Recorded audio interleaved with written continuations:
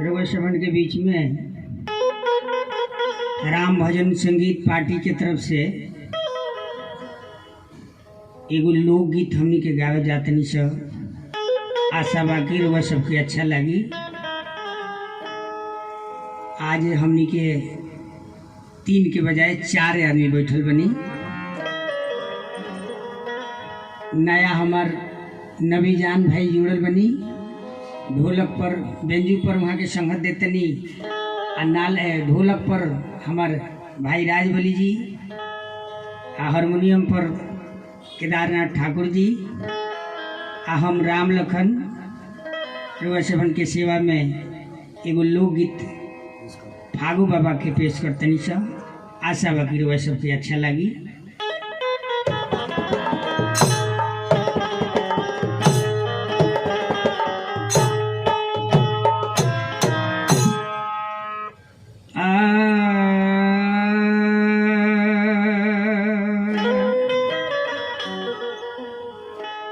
अकलोल हवा की बकलोल हवा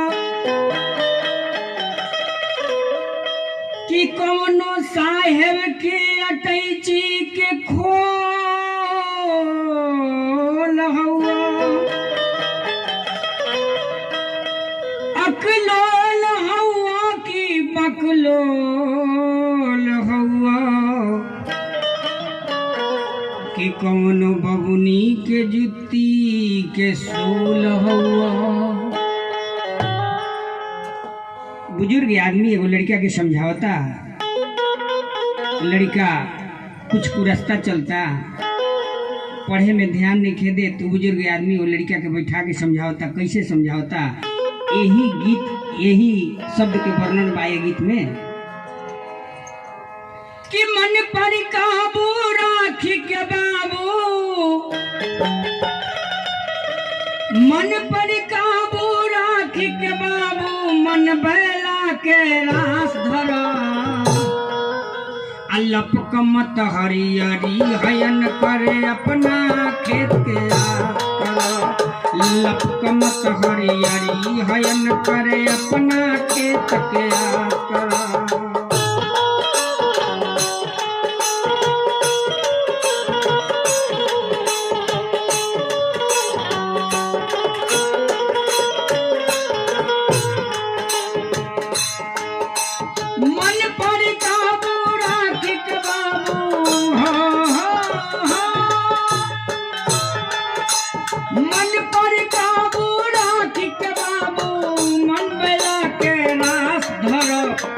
लपक मत हरियरी हयन करे अपना खेत के लपक मत हरियरी हयन करे अपना खेत।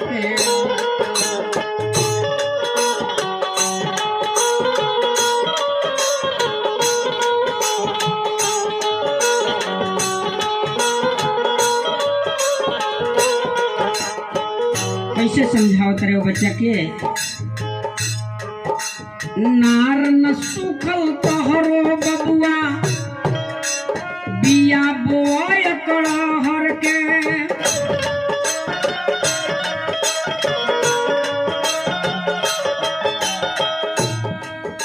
नार न सुखल तोहरो बबुआ बिया बोय करहर के।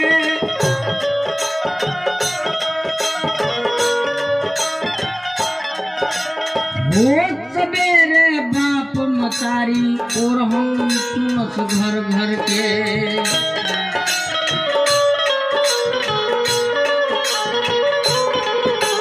ध्यान लगा के ज्ञान के सीखा, ध्यान लगा के ज्ञान के सीखा। मैट्रिक तक ले पास करो। लपका मत हरियरी हयन करे अपना खेत के लपका मत हरियरी हयन कर अपना खेत के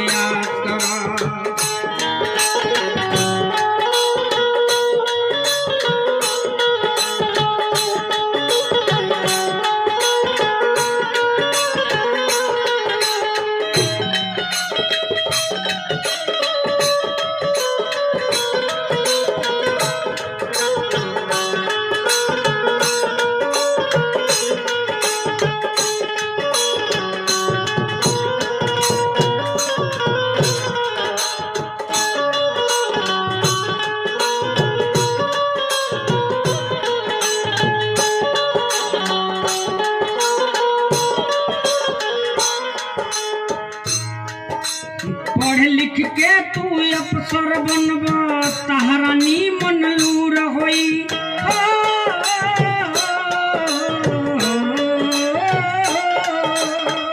पढ़ लिख के तू अफसर बनबा तहरा नीमन लूर होई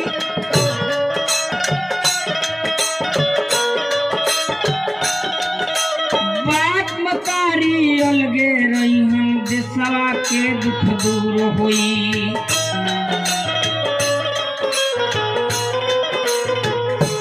आपन जैसन अनकर समझा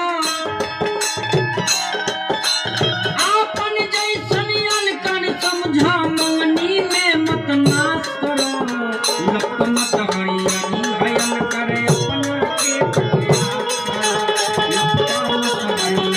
भयन करे अपना के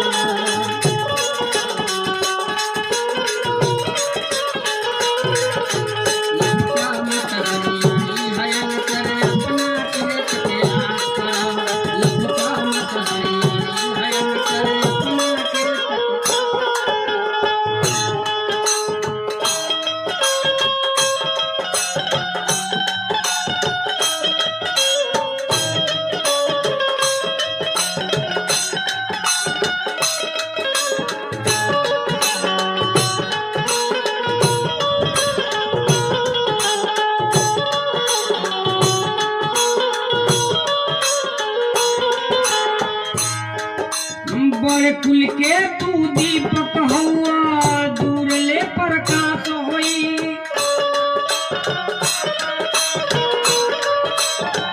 बड़े कुल के तू दीपक हुआ दूर ले प्रकाश होई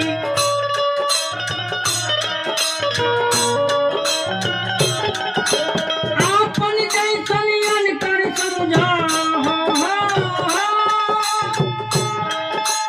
आपन जैसन अनकर समझा मंगनी में मत नाश करो लप मत हरियाणी भयन करे अपना के तकिया